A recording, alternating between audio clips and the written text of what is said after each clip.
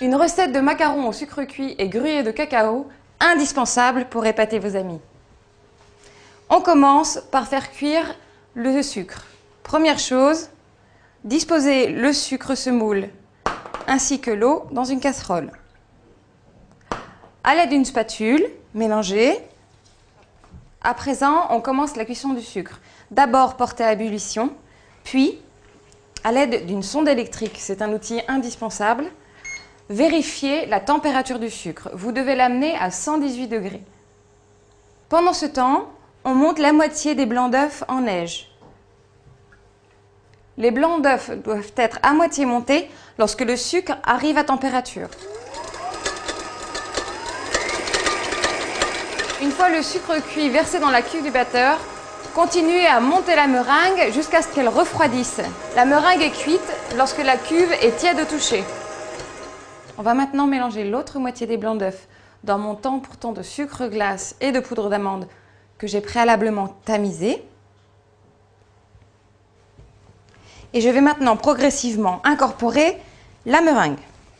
Le principe étant d'obtenir une pâte souple et fluide. Légèrement liquide, mais pas complètement. La pâte est donc fluide et souple. Remplir la poche à douille avec la préparation des macarons. Avant de former les macarons, mettre une pointe de pâte à chaque coin de la plaque et disposer le papier dessus. Ça permettra de le coller et d'être plus à l'aise pour travailler.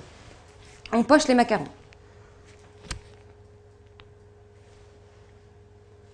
Faites-les le plus régulier possible et la taille idéale est à peu près de 4 cm de diamètre. Tapotez légèrement la plaque pour enlever les bulles d'air qui se trouvent à la surface des macarons. Puis on les parsème maintenant avec le gruyère de cacao. On va maintenant enfourner les macarons dans un four préchauffé à 160 degrés. Leur cuisson est d'environ 10 à 12 minutes. N'oubliez pas d'ouvrir la porte du four pendant la cuisson pour évacuer la vapeur. Ça évitera de les craqueler sur le dessus. Pour la ganache au chocolat, faire bouillir la crème liquide. Lorsqu'elle bout, la verser sur le chocolat et à l'aide d'un fouet bien mélanger. On mélange jusqu'à ce que la préparation soit bien homogène. La texture idéale de la ganache pour garnir les macarons est une texture crème. Il faut donc faire refroidir la ganache avant de garnir les macarons.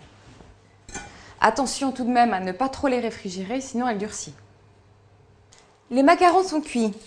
Pour vérifier la cuisson des macarons, soulevez le papier sulfurisé, poussez avec les doigts sous le macaron, il se décolle facilement. Et vous voyez ici que la surface est bien lisse.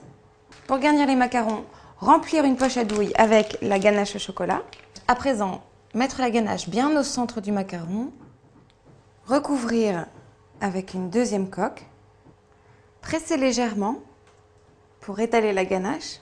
À présent, mettez les macarons au réfrigérateur pendant 1 heure pour leur apporter ce moelleux si particulier. Et c'est vous maintenant les rois du macaron.